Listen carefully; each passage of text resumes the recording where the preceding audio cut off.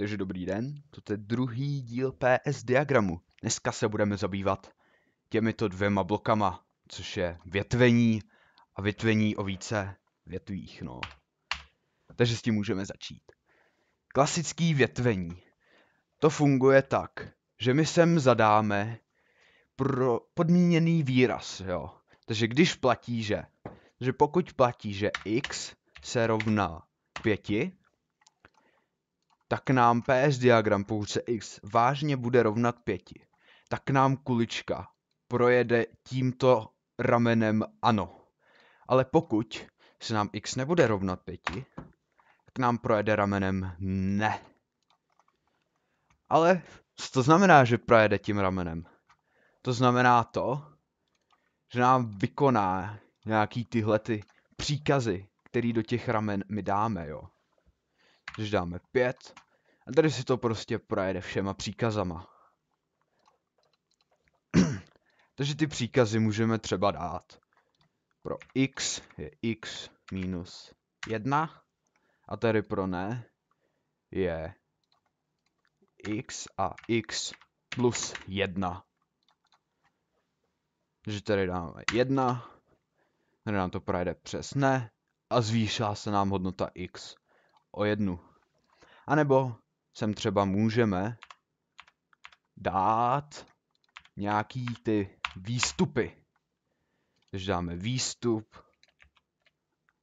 hodnota pro výstup, ano, x je 5. Tady na druhé straně výstup, ne, x není 5. Když dáme 5 a vyhodí nám to, že x je 5. A když dáme 1, tak x není 5. Tuto logiku můžeme potom i takhle uplatnit, když dáme proměnou, která má to číslo random. Když dáme round, mat.random krát 10 plus 1. Aby nám to házelo čísla od 1 do 10. Protože kdybychom to násobili jenom desítkou, tak nám to hází od 0 do 9, ale když tam přidáme 1, tak nám to hází od 1 do 10. Takže x nám teď to vyhodilo, že není 5. Jako nám to hodilo x je 3, tak zase x není 5. No jo, ale tedy jako je šance 1:10, že nám to přejde přes ano. Takže my si tady můžeme přidat, že třeba x je větší nebo rovno 5. A tady ještě můžeme přidat větší nebo rovno 5. To si skopírujeme a dáme sem. Takže teďko nejmenší, takže x není větší nebo rovno 5. Tady 4, takže zase. A když nám to tady hodilo 8, tak nám to přejede do ano, x je větší nebo rovno 5.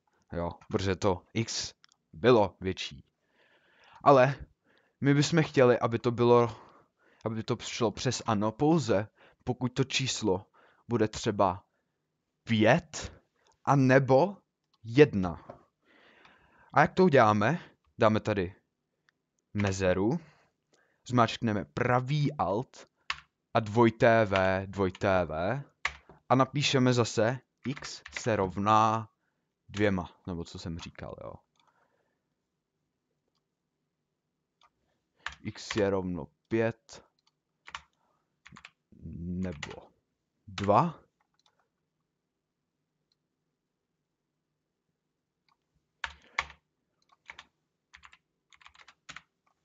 Ale kdyby jsme sem dali 2, tak nám to přejede přes ano. A pokud, to musíme změnit tady, dám, že to je 5, tak nám to zase přejede, že to je rovno 5 nebo 2, protože takhle jsme udělali to. Ale když tam dáme úplně jinou nějakou, to je možná úplně tak, dáme úplně jinou hodnotu, úplně jako nesmyslnou, tak nám to projede, přesto ne. Přesto to nerovná ani 5, ani 2. Ale potom ještě máme speciální jinou věcičku v tady tom.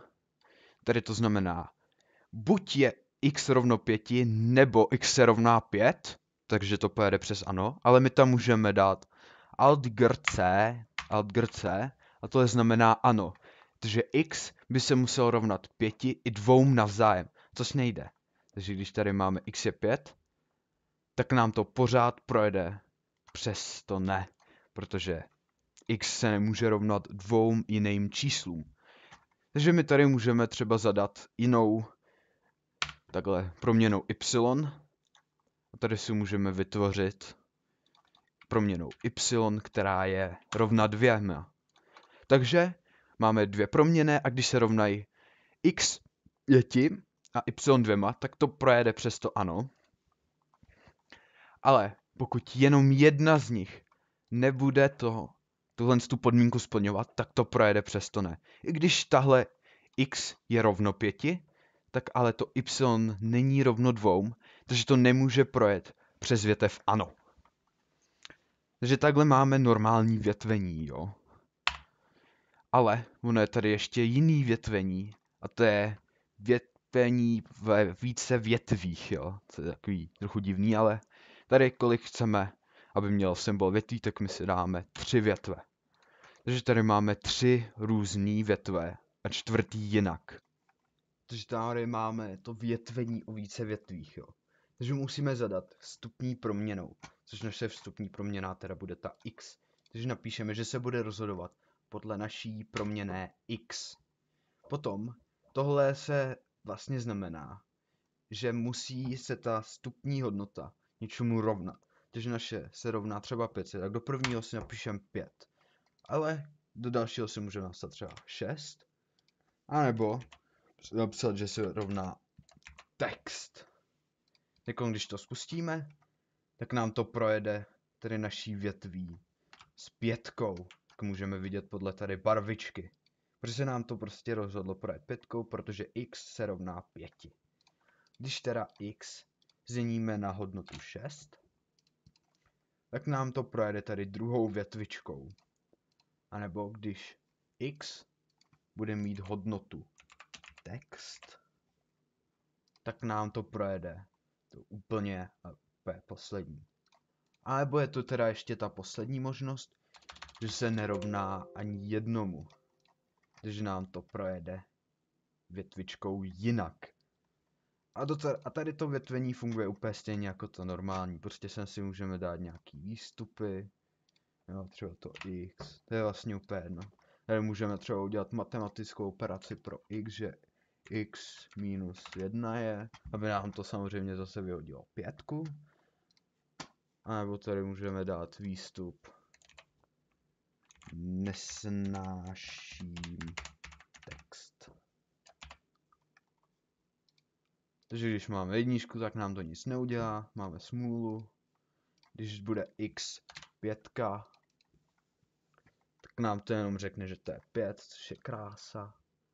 Když dáme x, že je 6, tak nám to vyhodí prostě, nebo nevyhodí nic, jenom nám to změní hodnotu. Nebo bychom mohli udělat takhle. Výstup před a výstup po. Když nám to hodí, že nejdřív to je 6, já jsem matematická operace a pak to je zase 5, no to číslo, které máme úplně nejvíc mega rádi. Takže takhle funguje o více větvích rozhodování. To samozřejmě teda ten blok může mít až 50 větví, jo, který teda všechny se budou muset zaplnit. Takže x je 1, 2, 3, 4, 5 a tak dále a tak dále. A ono by se to všechno tam potom změnilo. Takže by se nám x rovnalo 50 a na úplně poslední větvi číslo 50 by bylo, že se rovná 50, tak nám to projede ta kulička takhle celým až sem do konce. Tady by nám to vyhodilo třeba. Prostě nám to takhle vyhodí 50, když se to bude rovnat 50. Krása, co? Když takhle funguje to větvení o více větvích.